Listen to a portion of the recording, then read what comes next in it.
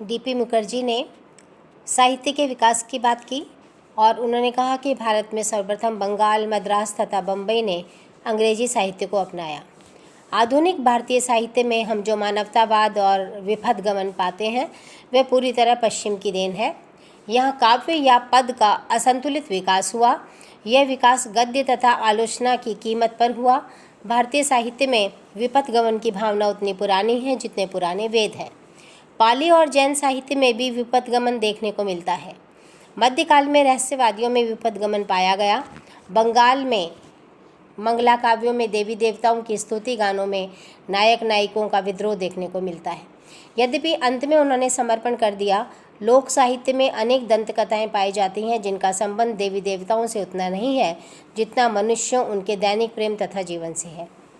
ऐसी भी दंत कथाएँ हैं जिनमें नायक और नायिका दो ऐसी जातियों या समुदायों से संबंधित हैं जिनमें संबंध वर्जित है।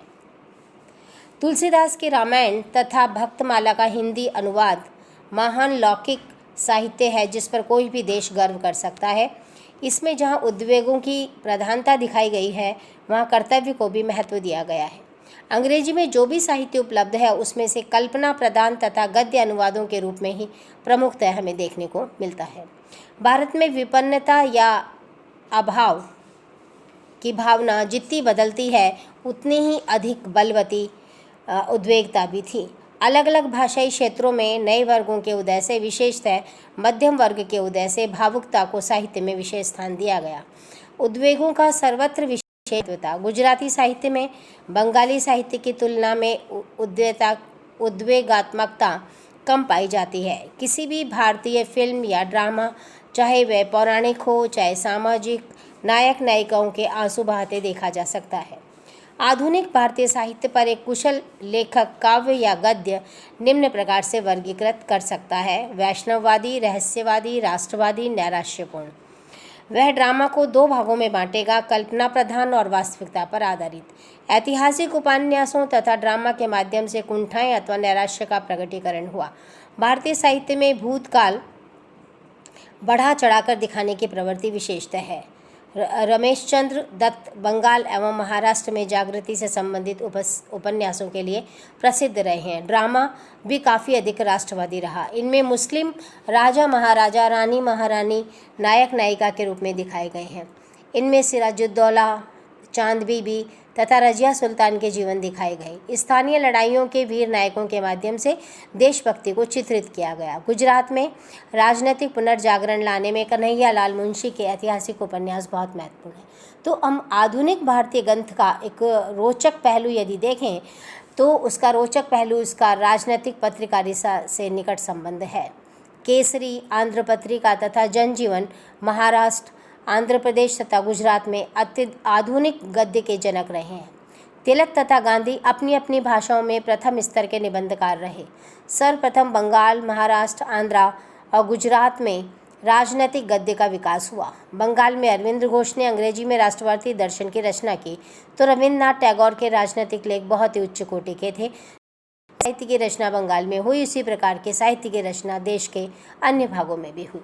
भारतीय साहित्य में भावुकता की अधिकता के फलस्वरूप इसमें बुद्धि, हास्य तथा व्यंग को वह स्थान नहीं मिल सका जो मिलना चाहिए था। संस्कृत और फारसी साहित्य में भी हास्य का अभाव पाया गया। तो भारतीय साहित्य के अवलोकन से हमें ये पता लगता है कि गद्य, पद्य तथा ड्रामा के माध्यम से यहाँ सामाजिक व्यवस्था में व्याप्त अन्यायों को दूर करने का प्रयत्न किया गया। साहित्य में विधवाओं की स्थिति, बहू और उसके नए रिश्तेदारों के बीच संघर्ष, दहेज की समस्या आदि को आलोचनात्मक दृष्टि से चित्रित किया गया। धीरे धीरे जाति व्यवस्था का विरोध भी प्रारंभ हुआ। इस विचार को भी साहित्य में मान्यता मिली कि जीवन साथी के चुनाव का अधिकार स्वयं लड़के और लड़की को होना चाहिए और परिणाम स्वरूप प्रेम पर आधारित विवाह होने लगे।